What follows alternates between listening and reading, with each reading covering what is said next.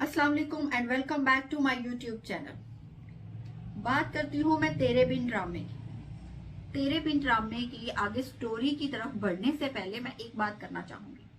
हम ड्रामास देखना शुरू करते हैं, जैसे ही हम ड्रामा देखना शुरू करते हैं हम उसके टीजर्स देखते हैं, उसके ओएसटीज देखते हैं, तो हम ना उस ड्रामे की तरफ अट्रैक्ट हो जाते हैं।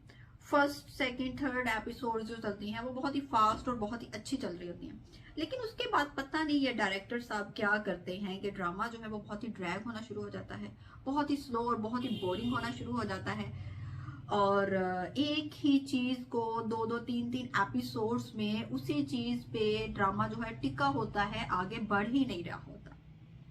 आखिर ऐसा क्यों होता है, जबकि ऐसा होना नहीं चाहिए।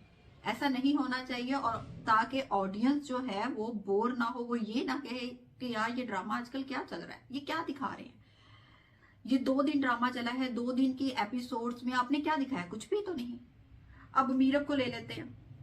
अब जी मीरब जो है वो सबको ही पता होता है, ऑलमोस्ट पूरे खानदान को, कि मीरब जो है वो वकास की बेटी नहीं है, जबकि शाहनवाज की बेटी है। सवाए मीरब के बाकी हर किसी को इस चीज का पता होता है। जाहिर सी बात है, जब मीरब को ये बात पता चलेगी कि उसका बाप कोई और है, जिसको सारी जिंदगी वो बाप समझती रही है, वो उसका बाप नहीं है, तो शौक तो लगेगा। कोई इतनी छोटी सी बात तो थी नहीं। भाभी सा के कहने पे वकास लोग जो है वो वापस कराची चले जाते हैं, और मीरब जो है वो उनके पीछे कराची जाती है। तो मीरब को मुर्तसिम खुद साथ लेके जाता है। अब मीरब वहां पे जाके रोती है, चिल्लाती है कि बाबा प्लीज, मिन्नतें करती है कि बाबा प्लीज सिर्फ एक बार दरवाजा खोल दें, आप लोगों को देखूंगी और वापस चली जाऊंगी। क्या बिगड़ जाना था तुम लोगों का, अगर तुम लोग दरवाजा खोल देते, वो एक बार मिल लेती। सिर्फ एक बार ही तो वो कह रही थी कि सिर्फ एक बार मिलना चाहती हूँ, एक बार आप लोगों को देखना चाहती हूँ, उसके बाद मैं वापस चली जाऊंगी। लेकिन उस पर दरवाजा नहीं खुला, क्योंकि हवेली से उन लोगों पर प्रेशर होता है कि दरवाजा नहीं खोला। अब जी मीरा बैठी रो रही होती है कि मैं अब कहाँ जाऊंगी, जबकि उसके बाप की हवेली इतनी बड़ी मौजूद है। तो मुर्तसिम साहब आगे बढ़ के उसको कहते हैं कि तुम मेरे साथ मेरे घर चलो। हवेली वापस आते ही मीरब मुर्तसिम से शादी के लिए हाँ बोल देती है। जैसे ही मीरब मुर्तसिम से शादी के लिए हाँ बोलती है ना, तो भाभी सा जो है बाकी सारी बातें भूल के खुशी से मीरब को गले लगा लेती है। इवन उससे पहले डांटने लगती है मीरब को कि किसकी इजाजत से गई थी इतनी रात को, लेकिन सब कुछ भूल जाती है क्योंकि उसने खबर ही इतनी बड़ी दे दी होती है। अब मुर्तसिम जो है वो अभी भी सोचने का टाइम मांग लेता है। भाभी सा मीरब को बाद में कहती है कि मेरे लिए तुम हाँ क्यों नहीं कर सकते। तो मुर्तसिम वहां एक बात कहता है कि मेरी मोहब्बत का क्या। इट मीन्स के मुर्तसिम की जिंदगी में पहले कोई लड़की थी जिससे वो प्यार करता था। आखिर कौन थी वो लड़की, कहीं वो हया ही तो नहीं थी, क्योंकि हया को हमने कहते सुना है मीरब से कि वो मेरे बगैर एक मिनट नहीं रहता था।